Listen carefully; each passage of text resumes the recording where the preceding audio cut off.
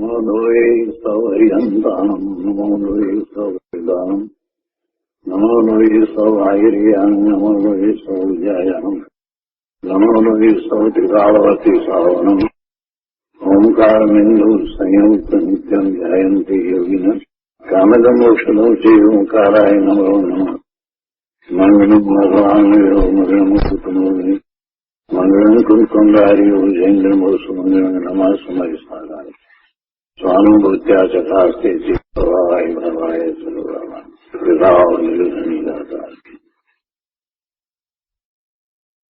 સમાધિ તંત્ર.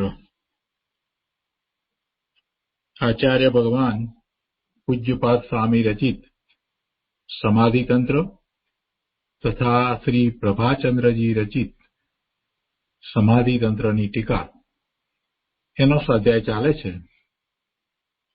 એમાં શ્લોક 35 સુધી આપણે સ્વાધ્યાય પૂરો કર્યો છે. શ્લોક 35 પછીથી આજે શ્લોક 36 લઈએ છીએ, ગાથા 36 લઈએ છીએ. શ્લોક 35માં એમ કહ્યું કે રાગ દ્વેષ આદિ જે તરંગો છે એનાથી રહિત, એ તરંગો જેમાં નથી એવું જેનું મન એટલે ચંચળતા રહિત છે, તે આત્મા પરમાત્મા સ્વરૂપને દેખે છે, અનુભવે છે. અને બીજા કોઈ કે જે રાગ દ્વેષ આદિ પરિણતિ સહિત છે તે એવા પોતાના પરમાત્મા તત્વને અનુભવી શકતા નથી. જેનું મન રાગ દ્વેષ આદિ વિકલ્પોથી છલિત થતું નથી, તે આત્મા, તે જીવ પોતે પોતાના પરમાત્મા સ્વરૂપને અનુભવે છે. બીજો કોઈ રાગ દ્વેષ આદિથી જે આકુલિત છે એ પોતાના આત્મ સ્વરૂપને અનુભવતો નથી. આ વાત આવી. હવે આ 35મા શ્લોક પછીથી એ તત્વના અનુભવની વાત આવી. તો અહીંયા એ વાત લે છે કે વળી તત્વ શબ્દથી શું કહેવા માંગે છે. આત્મતત્વ, પરમાત્મ તત્વ એવા તત્વને અનુભવે છે તો કઈ રીતે છે એ વાત એ વધારે અહીંયા સ્પષ્ટ કરતા આ 36મો શ્લોક કહેવામાં આવ્યો છે. તો 36મો શ્લોક લઈએ આપણે. ગાથા 36. અવિક્ષિપ્તમ મનસ્તત્વમ વિક્ષિપ્તમ ભ્રાંતિરાત્મનઃ ધારયેત તત્તિ વિક્ષિપ્તમ વિક્ષિપ્તમ નાશ્રયેત તત્ત ધારયેત તત્ અવિક્ષિપ્તમ ધારયેત તદ અવિક્ષિપ્તમ વિક્ષિપ્તમ નાશ્રયેત તતઃ. ગુજરાતીમાં શ્લોક છે. અવિક્ષિપ્ત મન તત્વની જ ભ્રમ છે મન વિક્ષિપ્ત. અવિક્ષિપ્ત મનને ધરો, ધરો ન મન વિક્ષિપ્ત. વિક્ષિપ્ત એટલે જેમાં વિક્ષેપ પડે છે તે વિક્ષિપ્ત. અવિક્ષિપ્ત એટલે જેમાં વિક્ષેપ પડતો નથી તે. વિક્ષિપ્ત અને અવિક્ષિપ્ત શબ્દને પહેલા બરાબર સમજી લેવા પડશે. અવિક્ષિપ્ત, અવિક્ષિપ્ત એટલે જેમાં કોઈ વિક્ષેપ પડતો નથી, જેમાં કોઈ બાધા આવતી નથી. અને વિક્ષિપ્ત એટલે જેમાં વિક્ષેપ પડે છે, જેમાં કોઈક રીતે એ વિક્ષેપ પડે છે, બાધા આવી જાય છે, અથવા તો કોઈક પ્રકારે એવો મંત્રાય આવી જાય, કોઈક રીતે એ મલિનતા આવી જાય, એ ઘણા અર્થો એના થાય છે. પણ મૂળ વાત અહીંયા આપણે એ લેવી છે કે જે ચંચળ નથી થતું કોઈ રીતે એ રોકાતું નથી, પોતાનું જે ધારાવાહિક પરિણમન જે થઈ રહ્યું છે એમાં જે વિક્ષેપ પામતું નથી એવું અવિક્ષિપ્ત, વિક્ષેપ વિનાનું. તો અન્વયાર્થમાં કહે છે કે અવિક્ષિપ્ત મનઃ આત્મન તત્વમ, મન છે તે આત્માનું વાસ્તવિક સ્વરૂપ છે. અવિક્ષિપ્ત મન છે તે આત્માનું વાસ્તવિક સ્વરૂપ છે. એટલે આત્માનું જે સ્વરૂપ છે એ કોઈ રીતે વિકસિત થતું નથી, એટલે વિક્ષેપ પામતું નથી. આત્માનું જે વાસ્તવિક સ્વરૂપ છે એનું અનંત ગુણના પરિણમન રૂપ જે વાસ્તવિક સ્વરૂપ છે એ કોઈ રીતે વિક્ષેપ પામતું નથી એવું અવિક્ષિપ્ત છે. એટલે એને આત્માનું વાસ્તવિક સ્વરૂપ અહીંયા કહ્યું છે કે જે અવિક્ષિપ્ત છે. અવિક્ષિપ્ત મન છે તે આત્માનું વાસ્તવિક સ્વરૂપ છે, અને વિક્ષિપ્ત મન છે તે વિક્ષિપ્તમ આત્મનઃ ભ્રાંતિ, એટલે વિક્ષિપ્ત મન છે તે આત્મ વિભ્રમ છે. કોઈ પણ પ્રકારે વિક્ષેપ પામ્યું છે એવું જે મન છે તે આત્મ વિભ્રમ છે, તે ભ્રમ છે. તતઃ તેથી તમ અવિક્ષિપ્તમ ધારયેત, તે અવિક્ષિપ્ત મનને ધારણ કરવું, અને વિક્ષિપ્તમ ન આશ્રયેત, અને વિક્ષિપ્ત મનનો આશ્રય કરવો નહીં. 35મા શ્લોકમાં જે વાત આવી એના અનુસંધાનમાં આ 36મો શ્લોક છે. ત્યાં જે વાત કરી તો એમાં રાગ દ્વેષથી જે ચંચળતા પામે છે તે મન વિક્ષિપ્ત છે. રાગ દ્વેષના તરંગોથી જે વિક્ષિપ્ત થાય છે એ જ્ઞાન આત્માને અનુભવતું નથી. અહીંયા મન કહેતા જ્ઞાન એવો અર્થ લેવાનો છે. અહીંયા મન કહ્યું છે એટલે દ્રવ્ય મનની વાત નથી, ભાવ મનની વાત છે.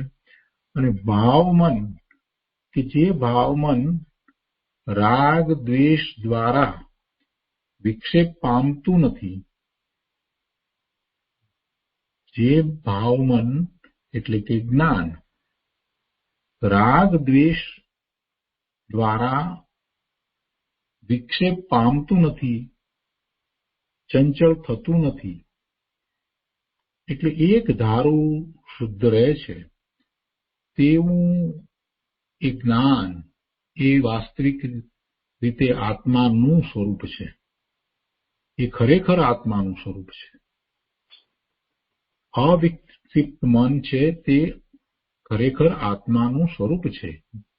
આત્માનું એ વાસ્તવિક સ્વરૂપ છે. જ્યારે પેલું રાગ દ્વેષ દ્વારા વિક્ષેપ પામતું, રાગ દ્વેષ દ્વારા ડોલાયમાન થતું, રાગ દ્વેષ દ્વારા ડોળું થતું, એવું એ ભાવ મન, એવું એ જ્ઞાન, તે વિક્ષિપ્ત જ્ઞાન, એવું એ વિક્ષિપ્ત મન, એ દ્વારા જીવ પરમાત્મા સ્વરૂપને અનુભવી શકતો નથી. એટલે અવિક્ષિપ્ત મનને ધારણ કરવું એમ અહીંયા ઉપદેશ છે. વિક્ષિપ્ત મન જે વિક્ષેપ પામ્યું છે એ મન આત્મ સ્વરૂપને, પરમાત્મા સ્વરૂપને અનુભવતું નથી. રાગ દ્વેષ દ્વારા જે વિક્ષેપ પામ્યું છે એવું મન એટલે ભાવમન. ભાવમન એ જ્ઞાન છે. એ ભાવમન છે તે ખરેખર તો જ્ઞાન છે. એ સમયની જ્ઞાનની પર્યાય છે. વાસ્તવમાં તો એ પણ પર્યાય રૂપ જ છે. દ્રવ્ય તો ત્રિકાળ શુદ્ધ છે. દ્રવ્યમાં તો જ્ઞાન ગુણ છે અને એનું ભવન અંદરમાં તો એક રૂપ ચાલી રહ્યું છે. પણ બહારમાં જે એના જ્ઞાનના ઉપયોગ છે, જ્ઞાન અને દર્શનના ઉપયોગ છે, એ જેની સાથે જોડાય છે તેનું જ્ઞાન કરવા વાળા થાય છે. એટલે રાગ દ્વેષ સાથે જોડાયા છે, એ રાગ દ્વેષ રૂપ થયા છે, તો એવું એક જ્ઞાન આત્માનો અનુભવ કરી શકતું નથી. એટલા માટે એ વિક્ષિપ્ત મનને કે જે રાગ દ્વેષથી ચલિત થયું છે, મલિન થયું છે, ડોળાયું છે, ડોલાયમાન થયું છે, એવા મનને છોડીને અવિકસિત મન ધારણ કરવું એમ કહેવામાં આવ્યું છે. હવે અવિકસિત મન ધારણ કરવું એટલે એ તો ભાવની વાત છે, ભાવ મનની વાત છે, જ્ઞાનની વાત છે.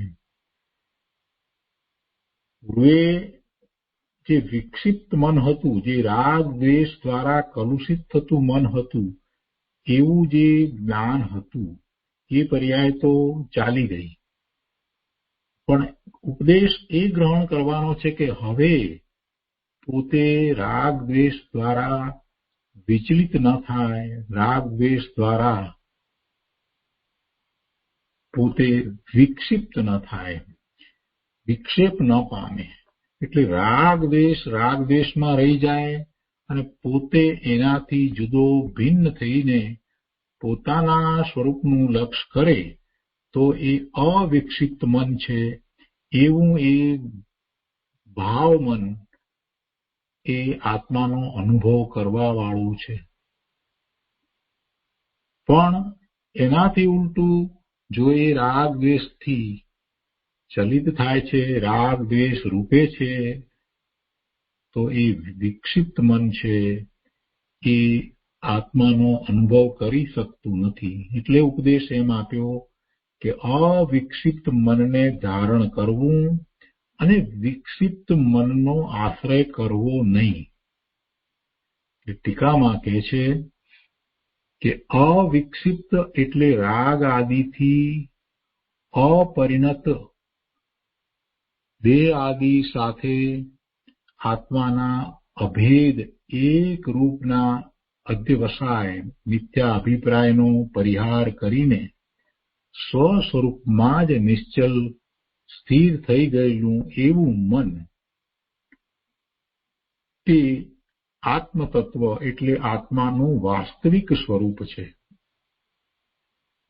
અવિક્ષિપ્ત મન છે તે આત્માનું વાસ્તવિક સ્વરૂપ છે એમ કહ્યું. અને અવિક્ષિપ્ત મન એટલે શું? તો કહે છે કે અવિક્ષિપ્ત એટલે રાગ આદિથી અપરિણત, રાગ આદિથી અપરિણત, રાગાદિ ભાવે જે થતું નથી, રાગાદિથી અપરિણત એટલે રાગાદિ ભાવે, રાગ અને દ્વેષના ભાવે જે પરિણમતું નથી, એમ એ રાગાદિથી અપરિણત. અવિક્ષિપ્ત એટલે રાગાદિથી અપરિણત. વિક્ષિપ્ત જે છે એ તો રાગાદિ દ્વારા વિક્ષેપ પામે છે, પણ આ તો અવિક્ષિપ્ત છે એટલે જે રાગાદિ દ્વારા વિક્ષેપ પામતું નથી.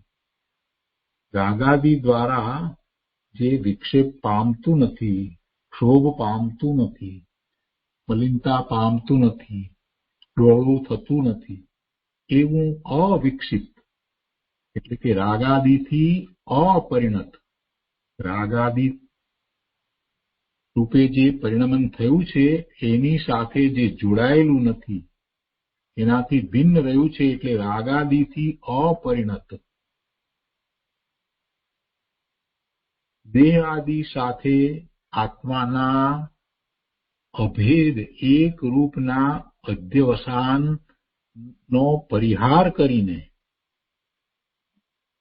બીજી વાત આગળ એ લીધી છે કે રાગાદિથી અપરિણત છે, તો એનો વિસ્તાર કરીને સમજાયું કે રાગાદિથી અપરિણત હોય તો શું હોય? તો કે છે કે દેહ આદિ સાથે, દેહ આદિ કહેતા આ દેહ અને બીજા અન્ય પદાર્થો એ બધા સાથે જેને એક રૂપતાનો અધ્યવસાન હતો એનો પરિહાર થયો છે.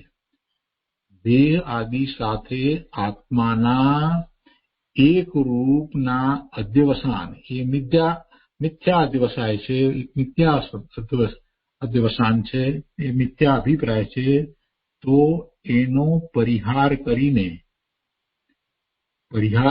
એટલે કે એને કાઢી નાખીને, એને બિલકુલ કાઢી નાખીને, એવા અધ્યવસાનને બિલકુલ છોડી દઈને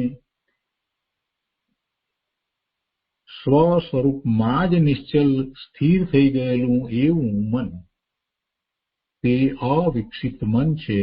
અને તે આત્મતત્વ એટલે કે આત્માનું વાસ્તવિક સ્વરૂપ છે. એને આત્મતત્વ કહ્યું એટલે આત્માનું વાસ્તવિક સ્વરૂપ કહ્યું. કોને? અવિકસિત મનને. અને અવિકસિત એટલે કેવું છે? એ તો કે રાગ આદિથી એ અપરિણત છે, એટલે રાગાદિ રૂપ પરિણમતું નથી. અને રાગાદિથી અપરિણત એટલે શું? એટલે કે દેહ આદિ સાથે આત્માના અભેદ એક રૂપનો જે અધ્યવસાય એટલે એ મિથ્યા અધ્યવસાય. આત્માને દેહ સાથે એક રૂપપણું માનવું એ મિથ્યા અભિપ્રાય છે. તો એવા મિથ્યા અભિપ્રાયનો પરિહાર કરીને જે સ્વ સ્વરૂપમાં જ નિશ્ચલ થઈ ગયું છે એ રાગાદિથી અપરિણત છે એમ કહેવાય છે. અને એવું અવિકસિત મન તે આત્મતત્વ છે, એટલે કે આત્માનું વાસ્તવિક સ્વરૂપ છે. ધીરે ધીરે સમજવું ભાઈ, બહુ શાંતિથી સમજશો તો સમજાય એવું છે, કાંઈ અઘરું નથી. રાગાદિથી જે રંગાઈ જાય છે એ રાગાદિથી રંગાય છે એટલે એ રંગ ચડ્યા પછીથી રાગાદિના રંગે ચડ્યા, જે રાગાદિનો જેને રંગ ચડ્યો છે એ પછી એ એટલું નિર્મળ કે સ્વચ્છ નથી હોતું કે જેમાં એને આત્માનું જ્ઞાન થાય, એમ કહીએ તો ચાલે. રાગાદિની કાળાશથી જે રંગાયેલું છે એની ઉપર આત્મતત્વ, આત્માનું સ્વરૂપ પ્રતિબિંબિત થતું નથી. રાગાદિથી જે અપરિણત છે, રાગાદિ રૂપ જે થતું નથી, રાગાદિથી અપરિણત એટલે જે રાગાદિ રૂપ થતું નથી એવું જે મન એટલે કે એવું જે જ્ઞાન, વર્તમાન જ્ઞાનની પર્યાય કે જે રાગાદિ ભાવથી રંગાયેલ નથી, એવું એ જ્ઞાન એ જ અવિકસિત મન છે. અને એવા અવિકસિત મન સહિત જે છે તે પોતાના પરમાત્મા સ્વરૂપને અનુભવે છે. બીજી રીતે કહીએ તો એ અવિકસિત મન છે એ જ આત્માનું વાસ્તવિક સ્વરૂપ છે. આત્મામાં રાગાદિના ભાવ છે જ નહીં. એટલે એ મન, એ જ્ઞાન જેને આત્માનું વાસ્તવિક સ્વરૂપ કહ્યું છે તે રાગાદિથી અપરિણત છે, રાગાદિ રૂપ પરિણમતું નથી, એ અવિકસિત મન છે. ફરીથી લઈએ. અવિકસિત એટલે રાગાદિથી અપરિણત, અને એનો વિસ્તાર કર્યો. રાગાદિથી અપરિણત છે એટલે શું? એટલે કે દેહ આદિ સાથે આત્માને એક રૂપ માનવા વાળો જે ભાવ છે એવી જે માન્યતા છે એ મિથ્યા માન્યતા છે, એ અભિપ્રાય ખોટો છે, મિથ્યાત્વ છે. તો એવા મિથ્યા અભિપ્રાયનો, એવા મિથ્યાત્વનો પરિહાર કરીને, એવા મિથ્યાત્વને કાઢી નાખીને, કેવું મિથ્યાત્વ કે દેહ સાથે આત્માને એકરૂપ માનવા વાળું મિથ્યાત્વ, દેહ આદિ સાથે આત્માને એકરૂપ માનવા વાળો જે અભિપ્રાય એ મિથ્યાત્વ છે. તો એવા મિથ્યાત્વનો પરિહાર કરીને સ્વ સ્વરૂપમાં જ નિશ્ચલ, એટલે કે સ્વ સ્વરૂપમાં જ એકાગ્ર થઈ ગયું છે, સ્થિર થઈ ગયેલું છે, એવું મન છે તે અવિક્ષિપ્ત મન છે, એ રાગાદિથી અપરિણત છે અને એ આત્મતત્વ છે, એટલે કે આત્માનું વાસ્તવિક સ્વરૂપ છે. આગળ કહે છે વિક્ષિપ્ત એટલે ઉપર કહ્યું તેનાથી વિપરીત, એટલે અવિક્ષિપ્ત જે કહ્યું એનાથી વિપરીત છે તે વિક્ષિપ્ત. અહીંયા વિક્ષિપ્તની વાત હવે કરે છે. અવિક્ષિપ્તની વાત કરી, હવે વિક્ષિપ્તની વાત કરે છે કે વિક્ષિપ્ત શું છે? જેમાં વિક્ષેપ પડ્યો છે તે વિક્ષિપ્ત છે. જે રાગાદિથી રંગાયેલું છે, રાગાદિથી પરિણત છે, એ વિક્ષિપ્ત છે.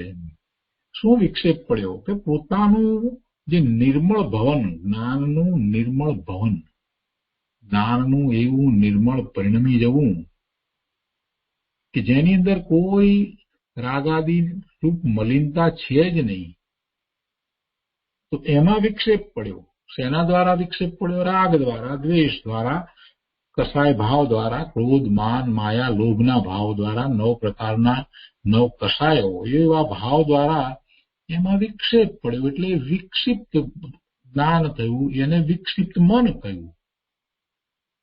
સરળ છે પ્રભુ, સરળ છે, એકદમ વાત સહેલી છે. પોતાનું જ્ઞાનરૂપ ભવન નિર્મળ છે, અતિ નિર્મળ છે, સ્વચ્છ છે, એમાં કોઈ મલિનતા હોય નહીં. પોતે જ્ઞાન સ્વભાવી ભગવાન આત્મા છે અને એનું જ્ઞાનનું જે ભવન, એ પોતાના જ્ઞાન ગુણને અનુસરીને થતું ભવન જે છે એની પ્રગટતા થાય તેમાં શું હોય? એમાં કોઈ મલિનતા ન હોય, એટલે એ કોઈ રીતે વિક્ષેપ પામતું નથી, બાધા પામતું નથી, એ અવિક્ષિપ્ત છે. એટલે કહે છે કે આ જે રાગાદિથી પરિણત ભાવ છે, એવું જે જ્ઞાન, એવું જે મન, અહીંયા ભાવ મન કહો કે જ્ઞાન કહો એક જ વાત છે, તો એવું જે મન જે રાગાદિથી પરિણત છે એ વિક્ષિપ્ત છે. શું કે છે? વિક્ષિપ્ત એટલે ઉપર કહ્યું તેનાથી વિપરીત, અર્થાત રાગાદિથી પરિણત. પેલું રાગાદિથી અપરિણત હતું, આ રાગાદિથી પરિણત છે. રાગ રૂપ પરિણમી જાય છે, રાગ દ્વેષ રૂપે જે પરિણમે છે, તથા દેહ અને આત્માના ભેદ જ્ઞાનથી રહિત છે. દેહ અને આત્માનું ભેદ જ્ઞાન નથી, દેહ અને આત્માને એક રૂપ માને છે, એટલે એવા મિથ્યા અભિપ્રાય સહિત છે. એવું મન તે આત્મભ્રાંતિ છે, એ જે રાગ આદિ અને રાગાદિથી સહિત છે, રાગાદિથી પરિણત છે, તથા દેહ અને આત્માના ભેદ જ્ઞાન વિનાનું, દેહ અને આત્મા જુદા એવા ભેદ જ્ઞાનથી રહિત છે, એવું મન તે ભ્રાંતિ છે. દેહ અને આત્માને જુદા પાડનાર ભેદ જ્ઞાન નથી, એટલે દેહ અને આત્માને એક રૂપે માને, એટલે એને તો ભ્રાંતિ છે. તો એવી ભ્રાંતિ સહિત એ આત્માનું સ્વરૂપ નથી, માટે તેને એવા વિકસિત મનને છોડવું અને અવિકસિત મનને ધારણ કરવું. એટલે જે વિકસિત મન છે એને છોડવું અને અવિકસિત મનને ધારણ કરવું. કોને ધારણ કરવું? કેવા મનને ધારણ કરવું? તો કે અવિકસિત મનને ધારણ કરવું. પરંતુ પેલા વિક્ષિપ્ત મનને ધારણ કરવું નહીં, તેનો આશ્રય કરવો નહીં. વિક્ષિપ્ત મન એટલે કે જે મન રાગ આદિ ભાવે થાય છે, શુભાશુભ ભાવે થઈ રહ્યું છે, એને ધારણ કરવું નહીં. મન એટલે અહીંયા ભાવ મનની વાત છે, અને એ ભાવ મન કહો કે જ્ઞાન કહો, એ બે એક જ વાત છે. અને એ ભાવ મન, જે ભાવ મન છે, જે જ્ઞાન છે, એ આત્માનું લક્ષ કરે છે, પોતાના નિજ આત્માનું લક્ષ કરે છે, તો એ ત્યાં એકાગ્રતા કરતા પોતે નિર્મળપણે ભવન કરે છે. એટલે જેવું પોતાના ત્રિકાળ શુદ્ધ આત્મદ્રવ્યનું સ્વરૂપ છે, જેવો સ્વભાવ છે, અને એવો જ આત્માનો જ્ઞાન ગુણ છે, તો એવું એનું ભવન થાય છે. એના સ્થાને જો એ ભાવમન એટલે કે જ્ઞાન રાગ સાથે જોડાય, રાગ સાથે કે દ્વેષ સાથે એમ જો એ જોડાય, તો એ ભાવમન એ કલુષિત થયું. એ કલુષિત થયું તો પછી એ આત્માનું સ્વરૂપ કઈ રીતે હોઈ શકે? આત્માનું સ્વરૂપ તો નિર્મળ છે. જ્ઞાન ગુણનું પણ નિર્મળ એવું ભવન છે, દર્શન ગુણનું પણ નિર્મળ ભવન છે, બધા ગુણોનું નિર્મળ એવું શુદ્ધ પરિણમન થઈ રહ્યું છે. એવા પરિણમનને આત્માનું સ્વરૂપ કહેવાય, આત્માનું સત્વ કહેવાય, આત્માનું તત્વ કહેવાય. પણ જે જ્ઞાન રાગ દ્વેષથી કલુષિત થયું છે, રંજિત થયું છે, એનાથી રંગાયેલું છે, એને આત્માનું સ્વરૂપ કોણ કહેશે? એ આત્માનું સ્વરૂપ હોઈ શકે જ નહીં. બહુ શાંતિથી સમજીએ તો બધું સમજાય એવું છે કે ભાઈ તું રાગ રૂપે પરિણમે તો એ પણ તારા જ્ઞાનની પર્યાય છે. તારું જ્ઞાન, તારા જ્ઞાન દર્શનના ઉપયોગ રાગ સાથે જોડાયેલા છે, અને રાગ થયો છે અને રાગ સાથે તું જોડાયો છે. તો એવા રાગના ભાવ સાથે જ્યારે જોડાયો છે ત્યારે એ આત્માનું તત્વ કહેવાય નહીં, આત્માનું સત્વ કહેવાય નહીં. પરંતુ જો તું તારા સ્વરૂપ સાથે જોડાયો છે અને તારું જ્ઞાનનું પરિણમન થઈ રહ્યું છે, તો એ કેવું છે? તો એ પોતે પોતાના જ્ઞાન સ્વભાવે થયો એવું છે, તો એને આત્માનું તત્વ કહ્યું, આત્માનું સત્વ કહ્યું. દ્રવ્ય ગુણ અને પર્યાય મળીને આત્મતત્વ છે. તો એમાં શુદ્ધ નિર્મળ ભવન, શુદ્ધ એવું જ્ઞાનનું ભવન જે થાય છે, એને અહીંયા પરમાત્મ તત્વ કહ્યું છે, એને જ અહીંયા આત્મતત્વ કહ્યું છે. પણ એ જ્ઞાનનું ભવન, એ ભાવ મન, એ જો વિક્ષિપ્ત હોય, એટલે કે રાગ કે દ્વેષના ભાવ સહિત હોય, તો એને આત્માનું તત્વ નથી કહ્યું. અને એ ધારણ કરવા જેવું નથી, એ આશ્રય કરવા જેવું નથી. રાગરૂપ પરિણતિ, જ્ઞાનમાં રાગરૂપ પરિણતિ થવી, જ્ઞાનની રાગરૂપ પરિણતિ થવી એ ઠીક નથી. એને બદલે રાગ રહિત શુદ્ધ પરિણતિ જ્ઞાનની થવી એ જ કરવા જેવું છે, એ ધારણ કરવા જેવું છે, એમ અહીંયા સમજાયું છે. ભાવાર્થમાં વધારે સ્પષ્ટતા કરતા કહે છે કે જે મન રાગ દ્વેષથી વિક્ષિપ્ત થતું નથી, આકુલિત થતું નથી, દેહ આદિમાં આત્મબુદ્ધિ કરતું નથી, અને આત્મ સ્વરૂપમાં નિશ્ચલ રહે છે. દેહ આદિમાં આત્મબુદ્ધિ કરતું નથી, દેહ આદિમાં પોતે છે એમ માનતું નથી જે મન, એવું આ અવિક્ષિપ્ત મન છે. શું કહે છે કે જે મન, ભાવ મનની વાત છે, જે મન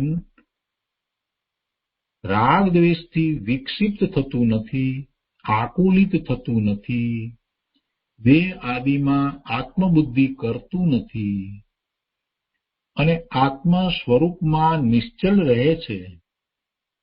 આત્મ સ્વરૂપમાં ચલિત થયા વગર રહે છે, નિશ્ચલ રહે છે. તે આત્મતત્વ છે. એ ભાવ મનને આત્મતત્વ કહ્યું, આત્માનું તત્વ કહ્યું, આત્માનું વાસ્તવિક સ્વરૂપ કહ્યું છે. એનાથી ઉલટું જે મન રાગ દ્વેષ આદિ રૂપે પરિણમે છે, એટલે કે રાગ દ્વેષથી એ વિક્ષિપ્ત થાય છે, દેહ અને આત્માના ભેદ જ્ઞાનથી રહિત છે.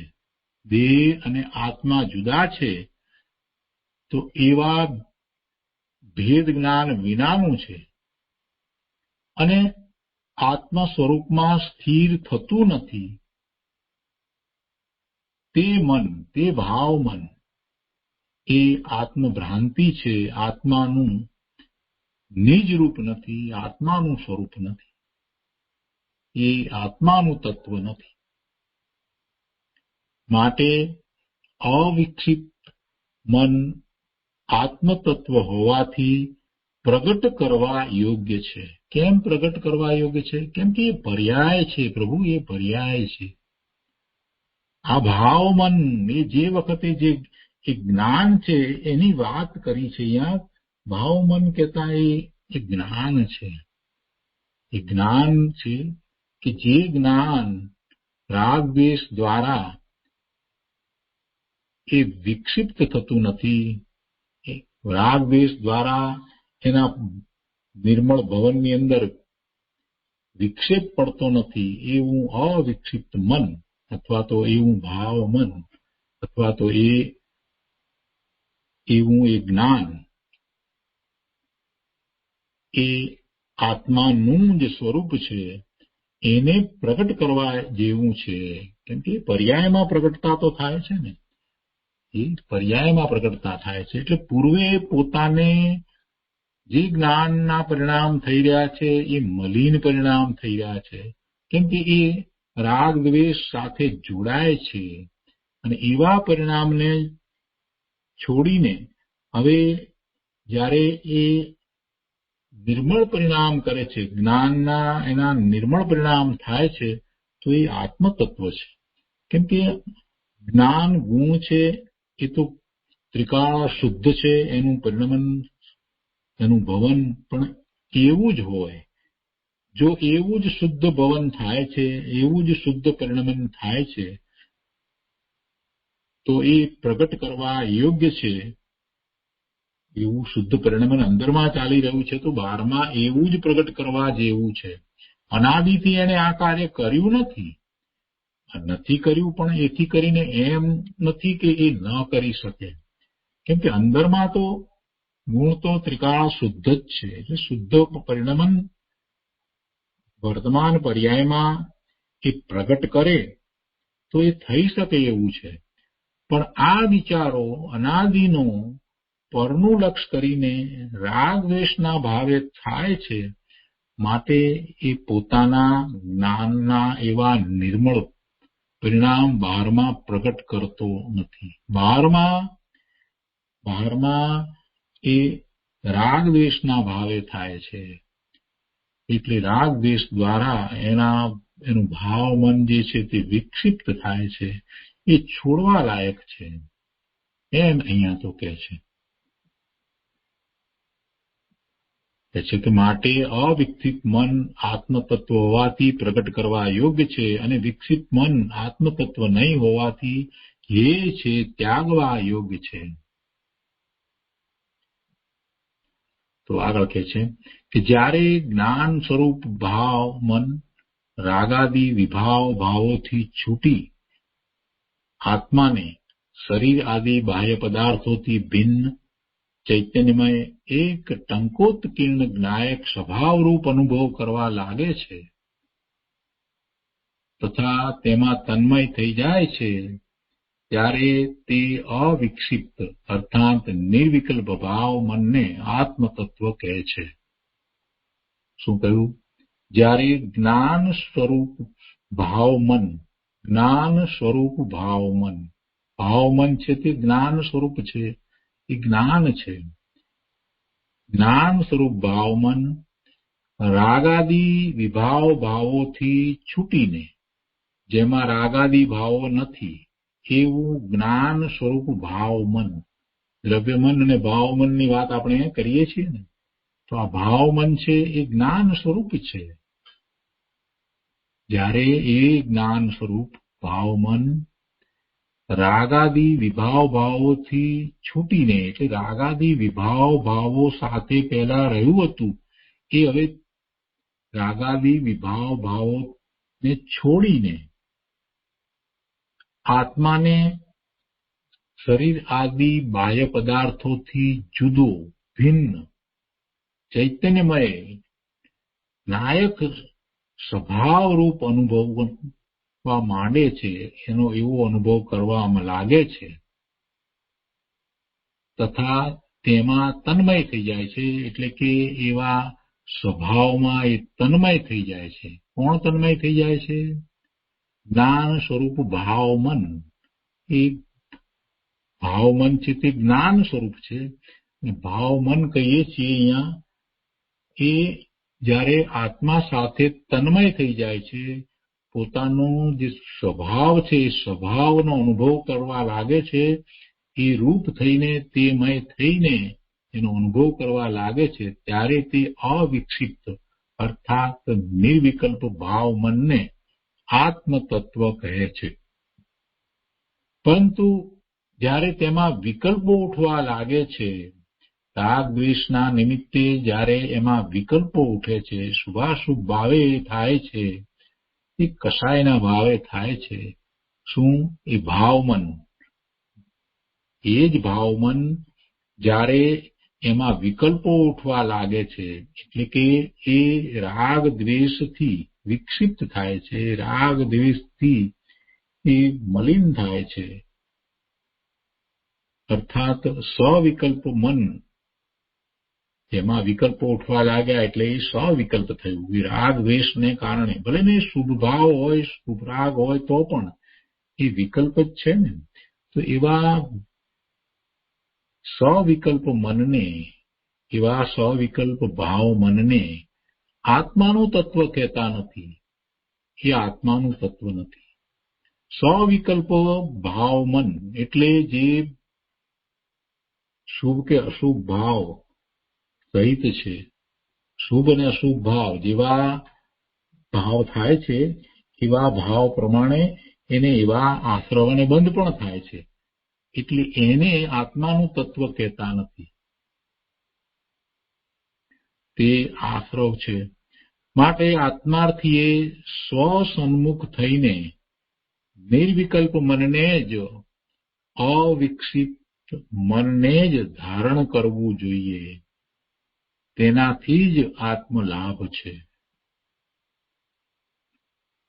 વિશેષની અંદર કહે છે કે પ્રથમ સ્વ પરનું ભેદ જ્ઞાન કરી, સ્વ અને પર, પર બધું મારાથી જે જુદું છે તે બધું પર, બીજા જીવો પણ પર, આ બધા પદાર્થો પણ પર, અને પરના લક્ષ્ય થતા મારા જે શુભ કે અશુભ ભાવ છે એ પણ પર, એ પણ પર. તો એમ સ્વ પરનું ભેદ જ્ઞાન કરીને પર પદાર્થોમાં ઇષ્ટ અનિષ્ટપણાની કલ્પનાનો ત્યાગ કરવો. સ્વ શું અને પર શું એનું જ્ઞાન કરીને, એટલે એનો ભેદ પાડીને, સ્વ સિવાય બીજું બધું જે બાકી છે એ બધું પર છે, તો એવા પર પદાર્થોમાં ઇષ્ટ અનિષ્ટપણાની કલ્પનાનો ત્યાગ કરવો. એ સારું છે અથવા તો ખરાબ છે, એ ઉપયોગી છે અથવા તો એ નુકસાન કરતા છે, એવી કલ્પનાનો ત્યાગ કરવો. આ સૌથી પહેલું કરવા જેવું છે. જગતના બધા પદાર્થો એ માત્ર જ્ઞેય છે, મારા જ્ઞાનનું જ્ઞેય છે, કોઈ પદાર્થ ઇષ્ટ નથી, કોઈ પદાર્થ અનિષ્ટ નથી. દરેક પદાર્થ એ પોતે પોતાના કારણે રહ્યો છે, પોતાના કારણે પરિણમન કરી રહ્યો છે. એ મને કાંઈ લાભકારી છે કે મને કાંઈ અલાભકારી છે એમ નથી. કોઈ પણ પદાર્થ એ એનું પરિણમન પોતે જાતે કરી રહ્યો છે. એ મારા જ્ઞાનનું જ્ઞેય છે, પણ એ મને કોઈ રીતે ઇષ્ટ નથી, લાભદાયી નથી, કે એ કોઈ રીતે મને અનિષ્ટ પણ નથી, એટલે નુકસાન કરતા પણ નથી. છતાંય અનાદિનો આ જીવ પર પદાર્થોમાં ઇષ્ટપણું અને અનિષ્ટપણું સ્થાપીને, એવી કલ્પના કરીને, એવી ઊંધી માન્યતા કરીને દુઃખી થાય છે. એટલે અહીંયા કહે છે કે સૌ પ્રથમ તો ભાઈ તું એવી કલ્પનાનો ત્યાગ કર, ઇષ્ટ અનિષ્ટપણાની કલ્પનાનો ત્યાગ કર. કોઈ પદાર્થ ઇષ્ટ નથી, કોઈ પદાર્થ અનિષ્ટ નથી, એ બધી તારી કલ્પના છે. કેમ કે પદાર્થ પદાર્થમાં રહ્યો, તું તારામાં રહ્યો. પદાર્થ તારામાં આવતો નથી, પહોંચતો નથી. એ કોઈ પણ પર પદાર્થ છે, એના ગુણો તારા સુધી વ્યાપતા નથી, કે તારા ગુણો એના સુધી વ્યાપતા નથી, પહોંચતા નથી. એટલે એ તને લાભ કરતો નથી, નુકસાન પણ કરતો નથી. એટલે એ તારી ખોટી કલ્પના છે. પદાર્થોમાં ઇષ્ટપણાની અને અનિષ્ટપણાની તારી ખોટી કલ્પના છે. તો એવી કલ્પનાનો ત્યાગ કરવો. અને આવી કલ્પનાનો ત્યાગ કરવા માટે સૌ પ્રથમ તો સ્વ પરનું ભેદજ્ઞાન કરવું. કે સ્વ એટલે હું, અને હું એ સિવાય બીજું બધું જે પર છે એ કોઈ રીતે મને લાભદાયી કે નુકસાન કરતા નથી. એટલે પદાર્થોમાં ઇષ્ટ અનિષ્ટપણાની કલ્પનાનો ત્યાગ કરવો. પછી કહે છે કે રાગ દ્વેષ આદિના કારણો તરફ ઉપેક્ષા બુદ્ધિ કરવી. જે કારણો છે એ ખરેખર એ કારણો તો પોતાના પુરુષાર્થની નબળાઈને કારણે છે. સૌથી મોટું કોઈ પણ કારણ હોય તો પોતાના પુરુષાર્થની નબળાઈ છે. એટલે એને રાગ અને દ્વેષ થાય છે. જ્ઞાનીને ચોથા ગુણસ્થાનની દશામાં કે પાંચમા ગુણસ્થાનની દશામાં પણ પોતાના પુરુષાર્થની નબળાઈને કારણે રાગ દ્વેષ થાય છે. મુનિને પણ સાતમે છઠ્ઠે ગુણસ્થાને ઝૂલતા મુનિરાજને છઠ્ઠે ગુણસ્થાને આવ્યા છે તો એમને પણ રાગ થાય છે, શુભરાગ થાય છે. તે પોતાના પુરુષાર્થની નબળાઈ છે. એટલે મુખ્ય વાત તો પોતાના પુરુષાર્થની નબળાઈ છે. પણ જે મિથ્યા દ્રષ્ટિ છે એને તો બીજી કોઈ વાત જ નથી. એને તો આત્માનો અનુભવ નથી. એ તો બહારમાં ઇષ્ટ અનિષ્ટપણું સ્થાપે છે. એટલે એને એમાં રાગ અને દ્વેષ થાય જ. જે ઇષ્ટ લાગે છે એના પ્રત્યે રાગ થાય છે, જે અનિષ્ટ લાગે છે એના પ્રત્યે દ્વેષ થાય છે. એટલે આ ઇષ્ટ અને અનિષ્ટપણાની કલ્પનાનો ત્યાગ કરવો અને રાગ દ્વેષ આદિના કારણો તરફ ઉપેક્ષા બુદ્ધિ કરવી. એટલે આ જે પદાર્થો જે છે જેને કારણે એને રાગ થાય કે દ્વેષ થાય છે, એવા જે સંયોગો અથવા તો જે પદાર્થો વગેરે છે એના તરફ ઉપેક્ષા બુદ્ધિ કરવી, એની ઉપેક્ષા કરવી અને ભાવશ્રુત જ્ઞાનને અંતર્મુખ કરવું. આ જ્ઞાન, ભાવશ્રુત જ્ઞાન, જે પદાર્થો ને ઇન્દ્રિય દ્વારા કે મન દ્વારા એ જાણે છે, તો એ મતિ જ્ઞાન અને મતિ જ્ઞાનમાં જે પદાર્થો જે રીતે એને જણાય છે એવું એ શ્રુત જ્ઞાન. મતિ જ્ઞાન અને શ્રુત જ્ઞાન તો સાથે હોય છે. મતિ શ્રુત જ્ઞાન જે ઇન્દ્રિયો દ્વારા જે ગ્રહાયું છે એનો જે અર્થ એને અંદરમાં સમજાય છે એ શ્રુત છે. એટલે એવું મતિ શ્રુત જ્ઞાન છે. તો અહીંયા એ શ્રુત જ્ઞાન, જે એ ભાવ શ્રુત જ્ઞાન કે જે પર પદાર્થો નું જ્ઞાન કરવા વાળું હતું, એને હવે અંતર્મુખ કરી અને સ્વને જ્ઞેય બનાવીને એનું જ્ઞાન કરવા વાળું કરવું. એટલે કહે છે કે ભાવશ્રુત જ્ઞાનને અંતર્મુખ કરવું. આથી પરપદાર્થો સંબંધીના સંકલ્પ વિકલ્પો બધા શમી જશે. મન અવિક્ષિપ્ત બનશે અને આત્મ સ્વરૂપમાં સ્થિર થશે. આવા અવિક્ષિપ્ત ભાવ મનને જ પ્રગટ કરવા આચાર્ય ભગવાને ઉપદેશ આપ્યો છે, કારણ કે તે આત્મતત્વ છે. અવિકસિત ભાવ મન છે તે આત્મતત્વ છે અને તે મોક્ષનું કારણ છે. જે જ્ઞાનનો ઉપયોગ રાગાદી વિકારોમાં તથા પર પદાર્થોમાં રોકાય છે તે જ્ઞાન નથી. જ્ઞાન દર્શનના ઉપયોગ જે તરફ જાય છે એનું એ જ્ઞાન દર્શન થાય છે, એનું દર્શન અને જ્ઞાન થાય છે. દર્શન અને જ્ઞાનના ઉપયોગમાં પહેલો ઉપયોગ દર્શનનો કહેવાય, બીજો ઉપયોગ જ્ઞાનનો કહેવાય. છદ્મસ દશા છે ત્યાં સુધી એમ હોય છે. કેવળ જ્ઞાન થયા પછીથી ઉપયોગ બંને સાથે જ હોય છે અને એ ઉપયોગ તો આત્મામાં સ્થિર થયા હોય છે. પણ એ પહેલા બધાને જ્ઞાન અને દર્શનના ઉપયોગ, તેમાં દર્શનનો ઉપયોગ પહેલો, પછી જ્ઞાન ઉપયોગ એમ કહેવાય છે તો સાથે પણ એવા દર્શન જ્ઞાનના ઉપયોગને એ પરપદાર્થો તરફ જતા હતા ત્યાંથી પાછા વાળી અને સ્વ તરફ લઈ જવા. જે જ્ઞાનનો ઉપયોગ કયો એટલે એમાં દર્શનનો ઉપયોગ આવી ગયો. એટલે કે જે જ્ઞાનનો ઉપયોગ, એટલે કે જે દર્શન અને જ્ઞાનનો ઉપયોગ રાગાદી વિકારોમાં તથા પર પદાર્થમાં રોકાય છે અને એમ કરતા જે જ્ઞાન થાય છે તો એ જ્ઞાન નથી, એને જ્ઞાન કહેતા નથી. પણ જે દર્શન જ્ઞાનના ઉપયોગ જ્ઞાનમાં જ પ્રતિષ્ઠિત થાય છે, એટલે કે જ્ઞાન કહેતા આત્મામાં જ પ્રતિષ્ઠિત થાય છે, આત્માને જ જાણે છે, એનું જ દર્શન જ્ઞાન કરે છે, તે જ વાસ્તવિક જ્ઞાન છે અને એ આત્મતત્વ છે. માટે તે ઉપાદેય છે. એનો ઉપયોગ બહારમાં જાય છે અને પર સાથે જોડાતા જે જ્ઞાન છે એ જ્ઞાનને જ્ઞાન કહેતા નથી. પછી ભલે ને એ સામે તીર્થંકર પરમેશ્વર ભગવાન બિરાજમાન હોય, સામે સિદ્ધ ભગવાનની પ્રતિમા હોય કે શાસ્ત્ર હોય, ગમે તે હોય, પણ એમાં એ ઉપયોગ બહારમાં છે, એ ઉપયોગ બહારમાં રોકાઈ રહ્યો છે, તો જે જ્ઞાન છે એને માહિતી કહેવાય, એને માહિતી કહેવાય. એ માહિતી એને દ્રવ્યશ્રુત પણ કહેવાય અને એ માહિતી, એ દ્રવ્યશ્રુત એ આ જીવને આત્મજ્ઞાન થવામાં નિમિત્ત કારણ થાય, આત્મજ્ઞાન થવામાં નિમિત્ત કારણ થાય, પરંતુ એને જ્ઞાન કહેતા નથી. જ્ઞાન કોને કહ્યું?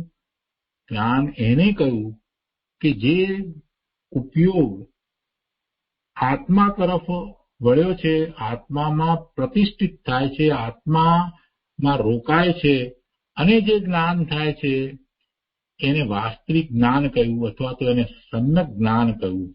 અને એ આત્મતત્વ છે અને એ ઉપાદેય છે. એ ઉપાદેય છે એટલે એ છોડવા જેવું નથી, એ ગ્રહણ કરવા યોગ્ય છે. જે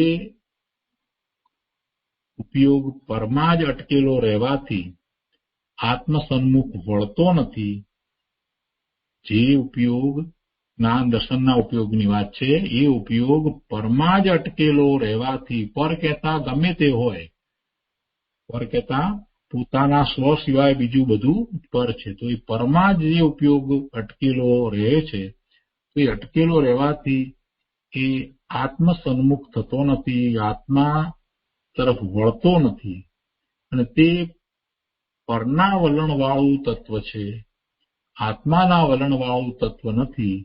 તેનાથી સંસાર છે એટલે કે એની સાથે રહેલા જે શુભાશુભ ભાવ છે એ આશ્રવ અને બંધનું કારણ છે એટલે એ સંસાર જ છે.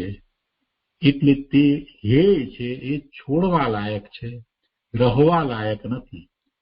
જે ઉપયોગ, ભલે ને એ ઉપયોગ સાથે રહેલો ભાવ શુભ હોય તો પણ એ ઉપયોગ જે પરમાં અટકેલો છે, પરમાં અટકેલો રહેવાથી એ પોતાના નિજ આત્મ સ્વરૂપ તરફ વળતો નથી, આત્માની સન્મુખ થતો નથી, તો તે પરના વલણવાળું તત્વ છે, આત્માના વલણવાળું તત્વ નથી.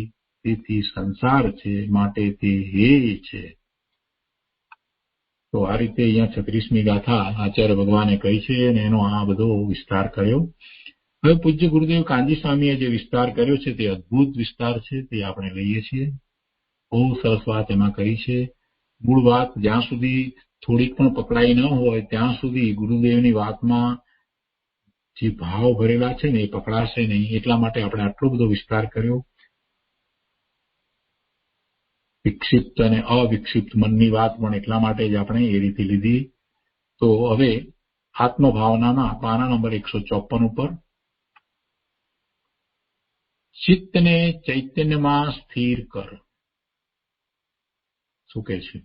રાગ દ્વેષ રહિત થઈને ચૈતન્ય સ્વભાવની સન્મુખ એકાગ્ર થવું તે જ અવિક્ષિપ્ત મન છે. જો જુદી રીતે વાત લીધી ગુરુદેવે અહીંયા, એ અવિક્ષિપ્ત મન એ કેવું છે? ભાવ મન છે, એ જ્ઞાન છે, એ જ્ઞાનની પર્યાય છે અને એ આત્માનું તત્વ છે. શું કહે છે ગુરુદેવ? કે જે રાગ દ્વેષ રહિત છે, એટલે કે જે રાગ દ્વેષ થઈને ચૈતન્ય સ્વભાવની સન્મુખ થાય, એમાં એકાગ્ર થાય છે, એ મન, એ ભાવ મન, તે અવિક્ષિપ્ત મન છે અને તે જ આત્માનું તત્વ છે. અને રાગ દ્વેષ આદિમાં જોડાયેલું મન તો વિક્ષિપ્ત છે, એ તો વિક્ષેપ પામ્યું છે, એ તો બાધા પામ્યું છે, એ તો અડચણ પામ્યું છે, વિક્ષિપ્ત છે, વિક્ષેપ પામ્યું છે. રાગ દ્વેષ આદિમાં જોડાયેલું મન તો વિક્ષિપ્ત છે, એ તો અડચણ પામ્યું છે, બાધા પામ્યું છે. એટલે એ આત્માનું તત્વ નથી, તેને આત્માનું તત્વ ગણતા નથી.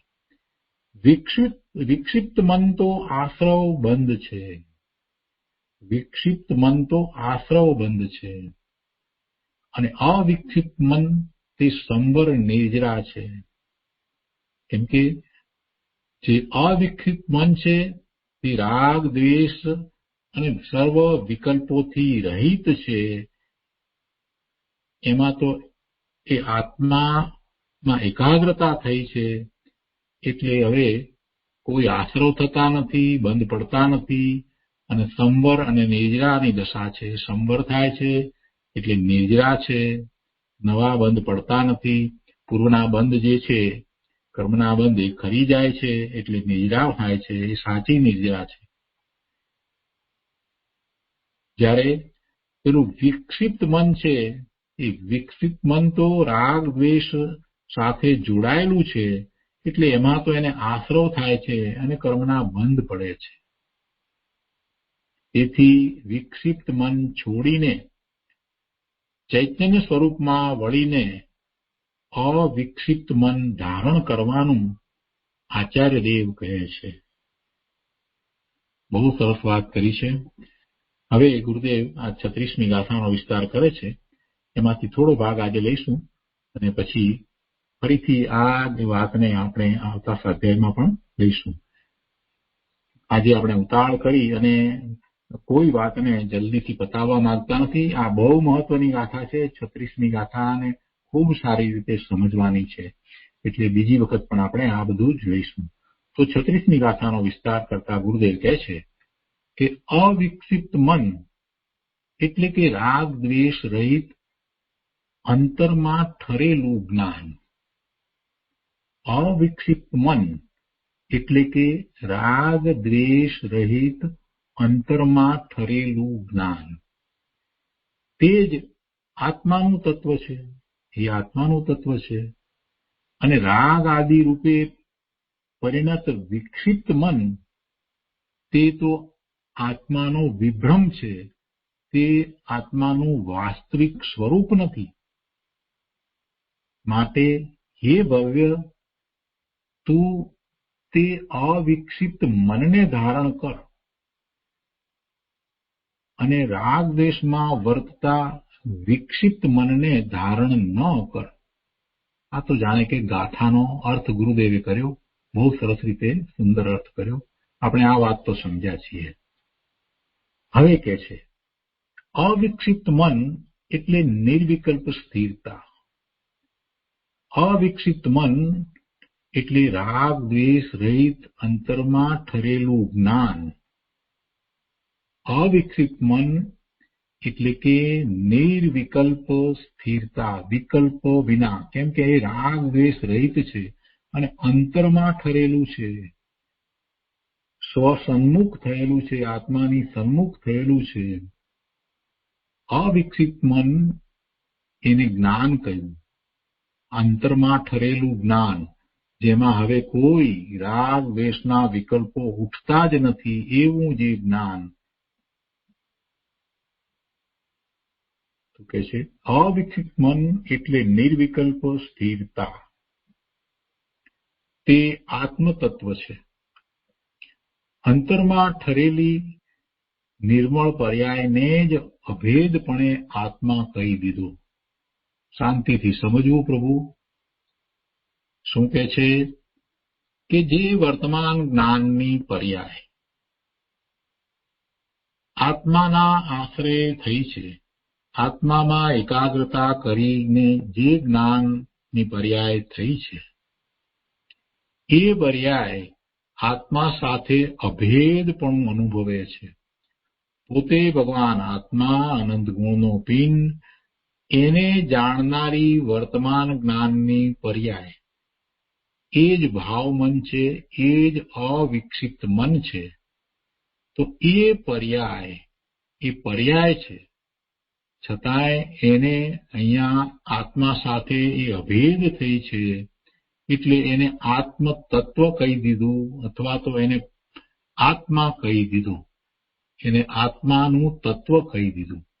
છે તો પર્યાય, પણ એ પર્યાય કેવી છે? એ નિર્મળ પર્યાય છે, એ અંતરમાં ઠરેલી નિર્મળ પર્યાય છે. એને આત્મા સાથે અભેદ થઈ છે, તેથી તેને આત્માનું તત્વ કહી દીધું. ફરીથી શાંતિથી સમજવાનું છે. પોતાનું ત્રિકાળ શુદ્ધ સ્વરૂપ છે, પોતે અનંત ગુણનો પિંડ એવો સિદ્ધ સમાન ભગવાન આત્મા શક્તિ રૂપે છે.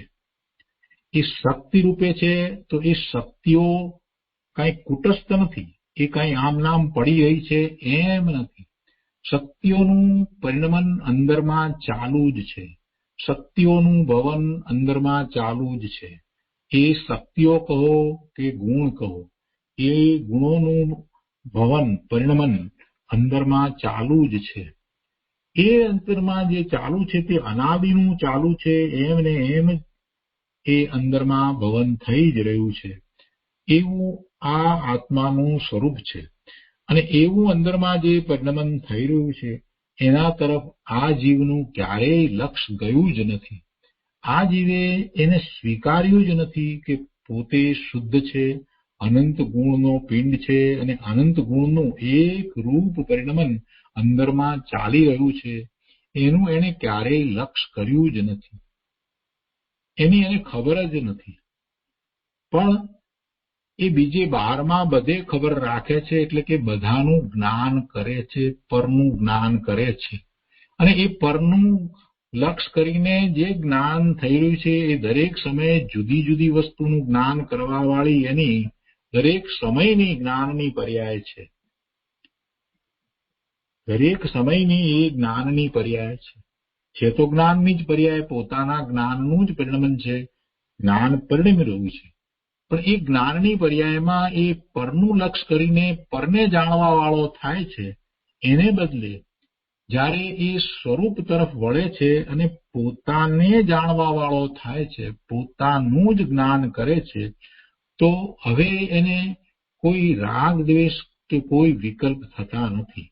એટલે એવી નિર્વિકલ્પ દશાની અંદર જે પોતે પોતાને જાણે છે એવી વર્તમાન જ્ઞાનની દશા, એવી વર્તમાન જ્ઞાનની પર્યાય, એ પર્યાય નિર્મળ પર્યાય છે. કેમ નિર્મળ પર્યાય છે? કે તે પોતે પોતાને જ જાણે છે. બીજી રીતે કહીએ તો પોતે પોતાના જ્ઞાન સ્વભાવને અનુસરીને થઈ છે. એમાં ઉપયોગ સ્વમાં એકાગ્રતા કરીને રહ્યો છે, એટલે શુદ્ધ ઉપયોગ છે. તો એવી એ પર્યાય છે, એને અહીંયા આત્મતત્વ કહી દીધું. કેમ કે એ પર્યાય આત્મામાં ઠરેલી નિર્મળ પર્યાય છે, અને એ પર્યાય આત્માને જાણે છે, પોતાના જ્ઞાન સ્વભાવને જાણે છે, તો એ રૂપે થઈ જાય છે, અભેદ થઈ જાય છે. પોતાના જ્ઞાન સ્વભાવથી એને જાણવા વાળી જ્ઞાનની પર્યાય જુદી રહેતી નથી, બે વચ્ચે ભેદ પડતો નથી. એ અભેદ થઈને જાણે છે, માટે એ પર્યાયને જ અભેદપણે આત્મા કહી દીધો. તો આજે અહીંયા સુધી સ્વાધ્યાય રાખીએ છીએ. ઘણો વિસ્તાર છે, ઘણી બધી વાત છે, એ બધું આપણે બહુ સારી રીતે સમજીશું. હવે સુખધામ બોલીએ. સુખધામ અનંત સુસંત ચરી દિન રાત